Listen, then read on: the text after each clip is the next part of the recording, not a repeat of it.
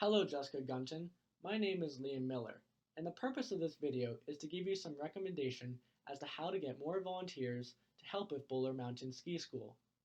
For my recommendation, I used the General Social Survey of 2013, but then, because Boler is situated within Ontario, I narrowed down the information from the survey to only include Ontario instead of all of Canada.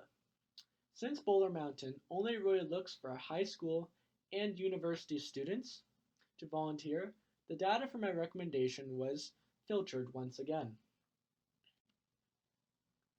In the graph that shows age groups of people who have volunteered in the past year, the ages between 15 and 24 was only the third highest.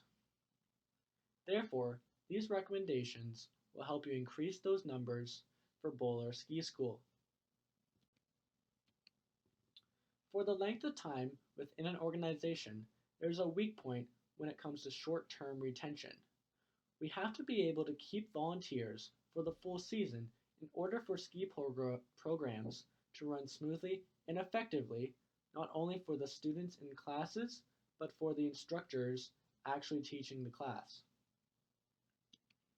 For the second graph, it is showing how there are only 3 people who volunteer in a sport organization between the ages of 15 and 24.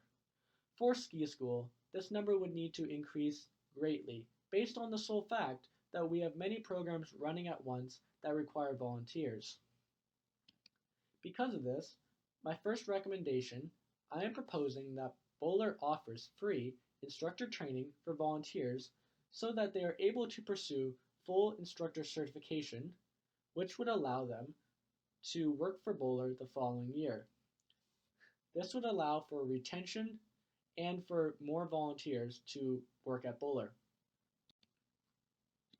The advantage of this recommendation is that Boler would get more volunteers with a greater retention rate, and the volunteers would be better trained. The disadvantage to this recommendation is that Boler would have to pay instructors for volunteer lessons, but this can be overcome by allowing volunteers to join in on instructor training lessons that Boler already hosts on weekends and Wednesday nights. For my third graph, it talks about the average volunteer hours per month. For our programs to run smoothly, volunteers are needed to work every weekend for as much of the day as possible. So we either want to get people between 5 and 14 or 15 or more hours per month. For the involvement in an organization, we either want to increase the volunteers' involvement or keep it the same. If it decreases, the ski programs would start to suffer with more kids to the instructors. With that being said, my second recommendation, I am proposing that if a volunteer stays for a certain amount of time in a given day, that they are given at least 2 hours extra on their lift tickets as a thank you for volunteering with Boler Mountain. This would give more hours per month and increase volunteer involvement within the ski school. The advantage to this recommendation is that volunteers would stay for a certain amount of time in a given day to volunteer. The disadvantage, however, would be that Boler would lose money from a potential lift ticket sale. But this can be overcome because Boler already gives volunteers a lift ticket for the time that they are volunteering for. The only difference would be that they would be adding 2 hours, which increases the ticket sale on a normal ticket. But with this increase only being a few dollars, it would not be the biggest loss to the organization.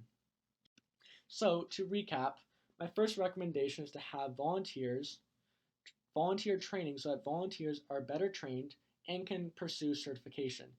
And for my second recommendation, it is to give extra time on a lift ticket so that volunteers have some time to ski on their own. Thank you, Jessica, and I hope that these recommendations help you increase volunteer numbers within Boler Ski School.